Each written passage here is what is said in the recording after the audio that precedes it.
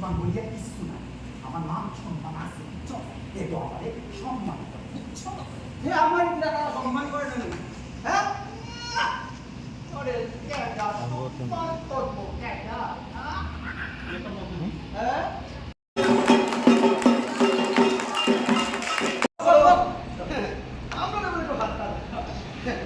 ওরাকে লোকসংস্কৃতি চরকের উপর গবেষণা করে পুরস্কার অর্জন করলেন প্রতিমা মজুমদার।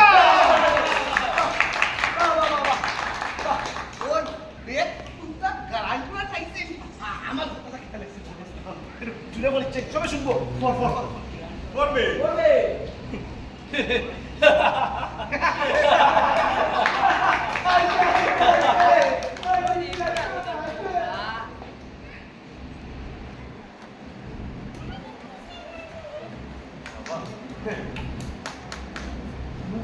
তোমার কথা আমার কথা আমরার কথা আমার কথা কিচ্ছু লেখা নাই বাবা।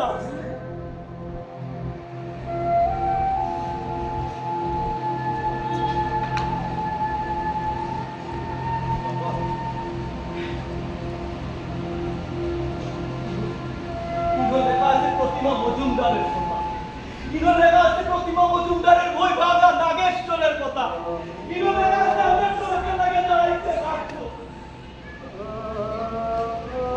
আমরা চোখে লাগে দাঁড়াইতে লাগবো বাবা।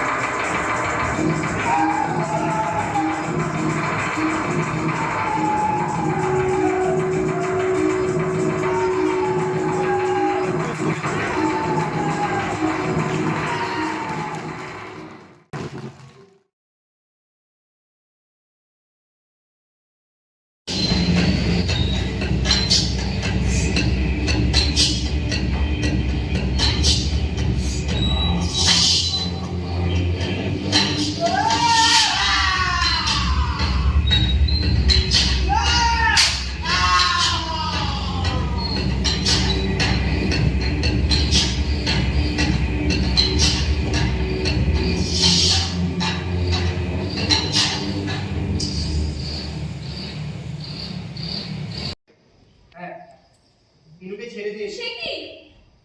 এখানকার থানায় ওদের দলের নেতাদের ক্ষমতা বেশি, তাই আশ্চর্য হবার কিছু নেই। কিন্তু কিন্তু এবার তো বন্দুক আরো ছড়াবে।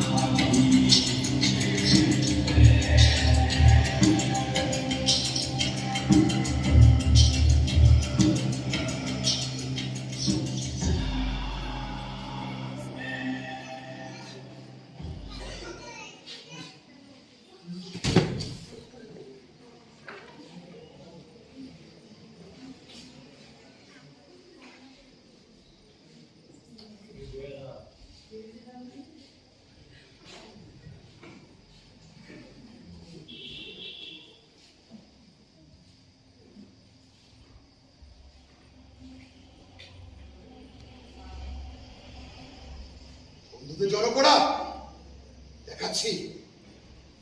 দাদা হাসপাতালে, ওকে সেখানেও যেতে হবে না। হ্যাঁ।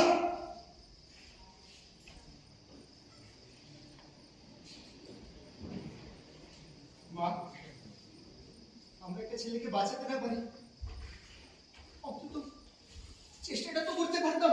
চল ভেতরে চল, খাবি চল। ছি মা, একটা ছেলেকে ধরে নিয়ে গেল, আর তুমি তুমি খেয়ে দাও মা। তুমি ওকে এভাবে চটা না মারলেও পারতে। ভালো শুনতো। ওর কি এখন সে বয়স আছে যে মোর মদের বিরুদ্ধে মেরে তোকে সরিয়ে রাখবে? তোমার জন্য ও ক্রমশ বারমুখ হয়ে উঠছে। আমার জন্য? হ্যাঁ হ্যাঁ, তোমার জন্য। বিয়ের পর প্রথম বছর তুমি আমায় ঘুরে দেখতে নিয়ে গিয়েছিলে। তারপর যখন জীবনের 5 বছর বয়স, তখন আমরা 3জন মিলে গেলাম রাঁচি নেতার হাট। হ্যাঁ, তারপর আমি নিজে কোথাও যাইনি। আর তাছাড়া এখন কোনো এসব কথা তুলছো? এসব কথা কেন বলছি? বিয়ের পর বাইরের পৃথিবীটা আমার কাছে ওই কটা দিনের জন্য। বাকি 17টা বছর এই ঘরটাই আমার। দেশ উদ্ধারকারী ছিলেন, তার জন্যই বেশি। হ্যাঁ, আমার স্বামীকে ঘরের অবস্থায় কিছু জানে না, আর ছেলেটি দেখো ঘর ছাড়া সব বোঝে। আরে এ বয়সে সবাই একটু বারমুখ হয়। আচ্ছা, কলেজে ঠিক মতো যাচ্ছে তো? সেটা তো তুমি নিজেই ওকে জিজ্ঞেস করতে পারো। তাহলেই হয়েছে। আমি জিজ্ঞেস করলে একটা তুলকালাম কাণ্ড বাঁধিয়ে দেবে। তোমার ওই এক কথা, একটু শান্তভাবে জিজ্ঞেস করেই দেখো না। আমি কিছু অনেক হবে, তোমরা যা খুশি করতে পারো, কিন্তু পাড়ার কেউ নাই না, আমি একা কি করবো? আপনারা কেউ না এলে পুলিশ আমাদেরকে নিয়ে ছিনিমিনি খেলবে। একবার অন্তত অনেকটা মায়ের মুখটা দেখবেন। চলো। কেন কেন তুমি ওকে এসব কথা বলছো? আপনারা বের হচ্ছেন না তাই বলতে হচ্ছে। কিন্তু একা বেরিয়ে আমি করবো কি? কিন্তু কাউকে না কাউকে তো আগে বের হতে হবে, তবে তো। তুমি যাও না, দীপনও বেরিয়ে গেল। ওর সঙ্গে তো পুলিশ কোনো খারাপ ব্যবহার করতে পারে। তুমি প্লিজ একবার যাও। না না না, এ সম্ভব নয়।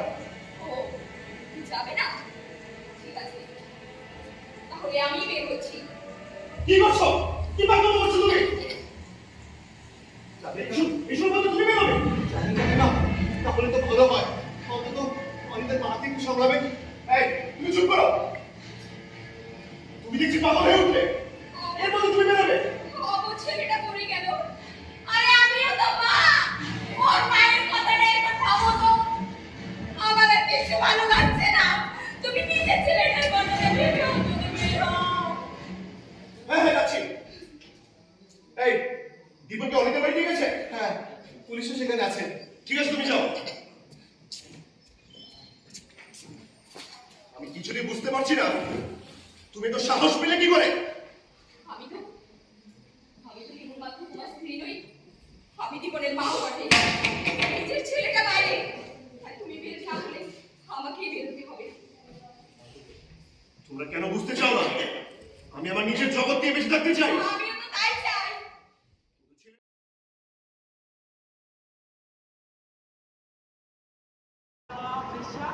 ভাইসা আমার কাছে আছে। আমি 2 হাতে তুলে আনছি। মারে কিনা মা গো, আমার বুঝি সুদিন আইছে। ঠিক তখনই কি যেন একটা মচমচানি শব্দ শুনলাম। গাছে দেখি কুত্তা একটা ঢিল লইয়া দেখতে আইতে গেলাম। ঢিলটা গিয়া বললো কি করতাম। আচ্ছা, মানুষের না মানুষ হইব কেন?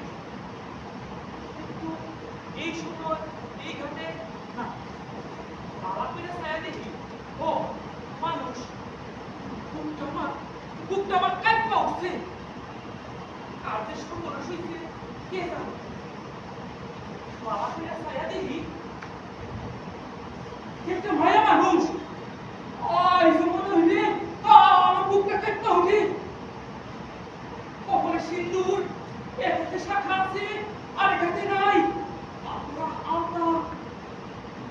গায়ে রক্ত, বুকে রক্ত, সারা গায়ে রক্ত। মুখের শরীরে চুল ছিঁড়া ছিঁড়া পড়ছে। এগুলো হিংস্র কিছু চিনা খেয়েছে।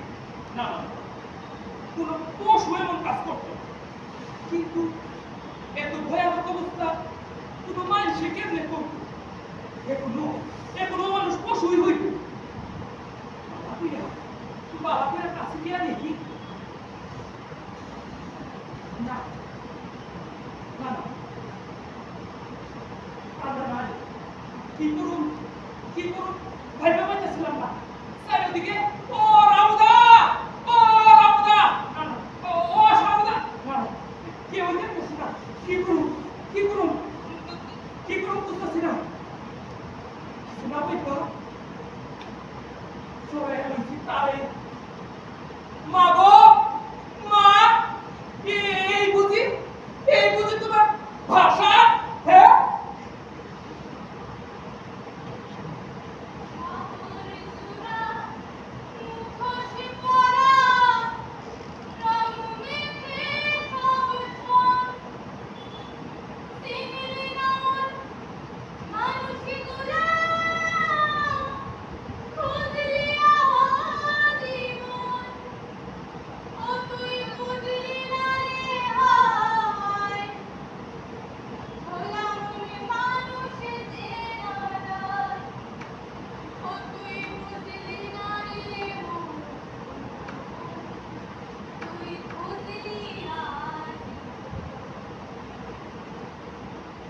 মা গো, মা, এই বুঝি।